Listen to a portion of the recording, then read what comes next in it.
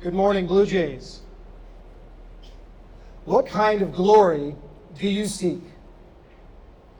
If you think about it, glory is really at the heart of all of our activity at Jesuit. Each activity you initiate this year is in some way evaluated. Learning activities conclude with a graded test that is either praiseworthy or shameful. Sports seasons end with state championships that are either won or lost. Even the act of coming to school itself is evaluated. We are either on time or late, clean shaven or PHable, name tagged or not. And each evaluation provides an opportunity for glory. This year, God willing, state championships will be earned and celebrated. National merit semifinalists will be crowned. Honor cards will be awarded for the highest grade in each quarter, and a valedictorian will be named. Jesuit High School is in the business of conferring glory, and we relish in the glory we confer. So I ask you again, what type of glory do you seek? At the core of our beings, our hearts crave to be known, to be acknowledged, to be recognized. We wish to confirm in some way, in some ultimate estimation, that the work that we do and the choices that we make are good. Consider the delight that you have in being honored by a person that you respect. When you perform at a level that pleases your coach. When your parents reward you for academic accomplishment. Honor is given as a reward for some excellence in you, some virtue. But sometimes we attach ourselves to the honor and not to the excellence or virtue that is rewarded in an honor. Having a high estimation in others' sight becomes the reward, when in reality, doing the right thing is itself the reward. Seeking the glory without seeking the virtue can lead us to all kinds of shortcuts. Using AI to simulate your own work, or copying the answers of others.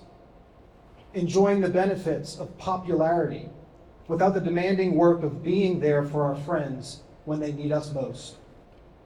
This is when glory becomes not a reward, but an idol, which will break your heart instead of filling it. What is the glory that you seek? If you haven't caught on by now, all of this is leading to the task of relentlessly pursuing God's greater glory. The rule is simple. Seek to glorify yourself, and you lose the esteem that you desire. Seek to glorify God by becoming the kind of person whose virtuous life gives testimony to the goodness and mercy of God, and somehow the glory that you seek will be yours in abundance. Consider for a moment all the virtues to be cultivated this year. Diligence in your studies, developing habits of mind that will help you solve bigger problems, taking personal responsibility for your work, developing a curiosity for academic questions and aesthetic pursuits, cultivating compassion for the students around you who suffer, being honest when telling the truth will lead to negative consequences, having courage when the game is on the line. Jesuit puts before you opportunities for glory because it puts before you opportunities to develop these virtues. Jesus says in the gospel, "You are the light of the world. Let your light shine before others, that they may see your good works and give glory to the Father in heaven." Consider the way that a beautiful work of art glorifies the artist who created it, or the way the life of a good young man glorifies the parents who raise him. In just the same way, are all of us invited this year to glorify the God who made us, who labors for our perfection, and who showers us with his mercy when we fall. This is our task. Ad maiorem Dei gloriam, for the greater glory of God. And let us be about this task relentlessly. This may seem a little one-sided. We are working for God's greater glory, and we may wonder, what is in it for us? The secret gift of living AMDG is that one day, having glorified God by our life, God will invite us to share in his glory. In other words, it's not just those around us who will delight in how good we can become, but God himself delights in us. In The Weight of Glory, C.S. Lewis describes it like this: to please God, to be a real ingredient in the divine happiness, to be loved by God, not merely pitied, but delighted in, as an artist delights in his work, or a father in a son. It seems impossible, a weight of glory which our thoughts can hardly sustain, but so it is. The joy we will experience when we hear the Lord say to us at the end of our life, "Well done, my good and faithful servant," is almost unimaginable. When the final word on the value of our life is spoken, the ache to be known and recognized that sits at the core of our being will at last be finally soothed.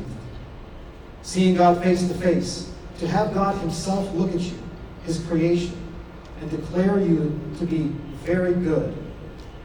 All passing earthly honors will pale in comparison to this moment that will fill our hearts to the brim. It is, we are told, a peace that surpasses understanding, everlasting life in the vision of God, a participation in God's own joy, splendor, and supreme beatitude. What kind of glory do you seek? Heaven itself is the true consummation of our earthly discipleship, and it is the kind of glory that we seek. It is hard at this time not to think of our brother, Evan Johnson, who has gone before us marked with the sign of faith. His funeral this summer was radiant with hope for the joy that we are made for. Let Evan be a reminder of our duty this year. Each of us is responsible for the glory of the person next to us. Our time here is short. By the way that we treat each other and the virtuous example that we set, we are either encouraging our classmates to become the kind of person in whom God delights, or the kind of person who cowers at the invitation to holiness. Let us begin this year supporting one another in the relentless pursuit of God's greater glory. It is an absolute joy to welcome you back to campus. Let's have a great year, living lives pleasing to God. This concludes this morning's assembly. 26!